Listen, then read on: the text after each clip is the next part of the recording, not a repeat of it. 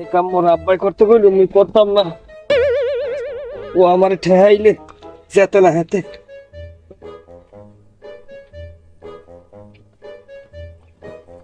যেতে না হেতে ঠেহাইলে আমার নেই কেউ আমি করি। এটা জোল ভাই না কির কাম করে তোমার বাড়ি কাম করে না, নিশ্চিত কোনো বিপদে আছে। ও ভাই, আপনি ইটের কাম করেন, একা কারণটা কি?